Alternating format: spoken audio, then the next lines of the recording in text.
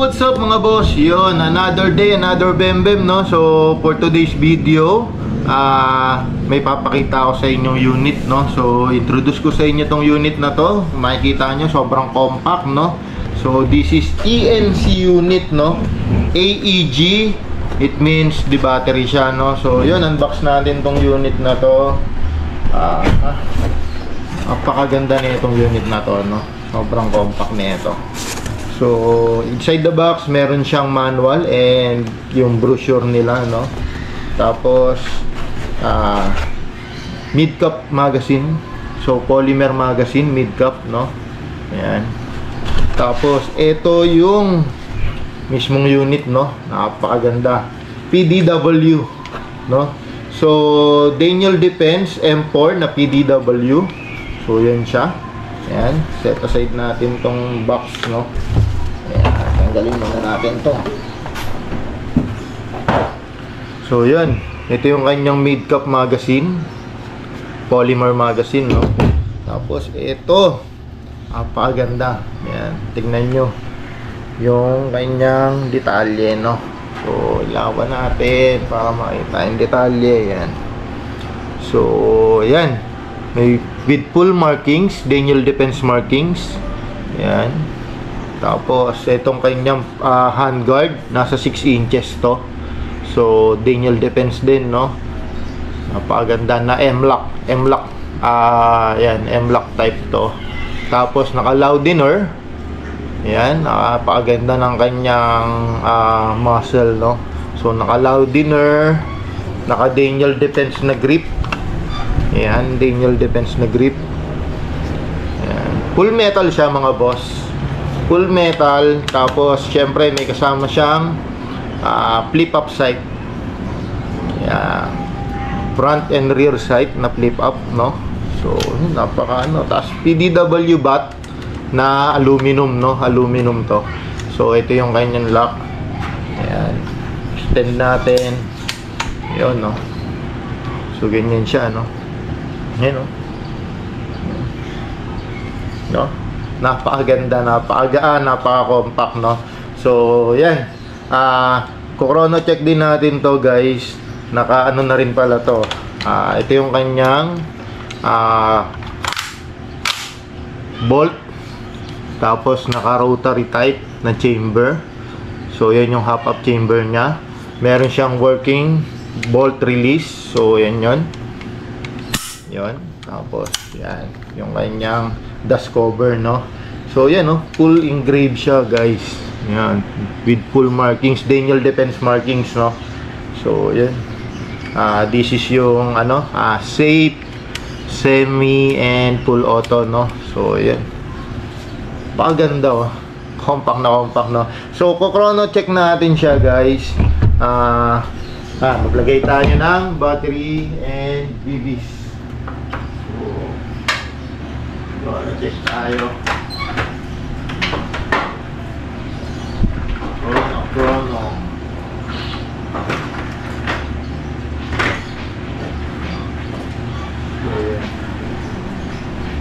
Ilang percent pa kaya ito? 11.1. Check lang natin. Chrono lang naman natin, eh. Tapos inject tayo ng 0.20 BBs, no? Mid-cap magazine, so kailangan ng BB loader, no? So yan.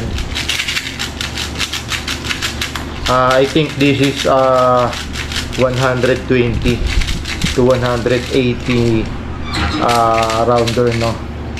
So yan. Check natin yung chrono nya, guys. Ayan. Chrono check natin. So ito, para ma-access mo yung battery compartment niya, kailangan mo tong yan, ano. So, yan. Tanggalin natin to. Oops. Yan. So, natatanggal yan. Tapos, naka-thread to. So, Tamiya plug pala to, guys. CNC is naka-Tamiya plug. So, yan, oh, napakahaba ng kanyang plug. So, lagay lang natin tong battery dito. For this case, guys, hindi na natin mababalik yung thread kanina, no? Palobat na rin tong battery na to. Hindi na natin mababalik yung thread kanina. Ito. Kasi masyado siyang makapal yung wire. No? So, yan. Alay lang. Tapos kabit na lang natin to. Ayan. Ayusin mo lang yan. Oh. Medyo matigas talaga to, no? Ayan. So, yan. Ganyan siya. Ganyan yung assembly niya, no? So, yan. Ayan. Try natin. Oh, ang lakas ng tunog.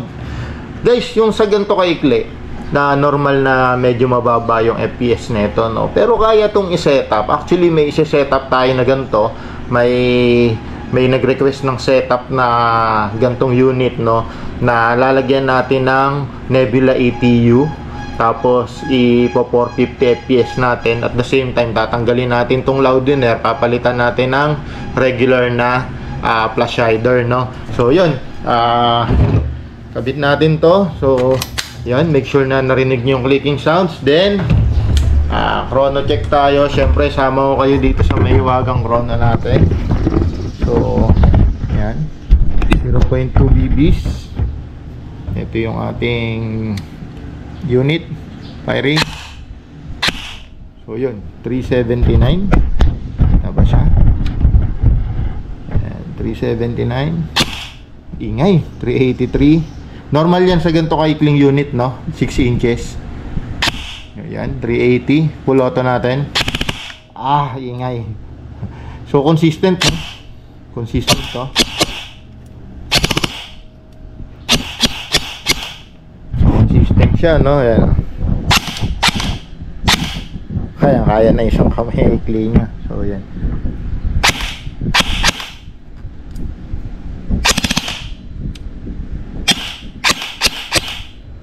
Ingay.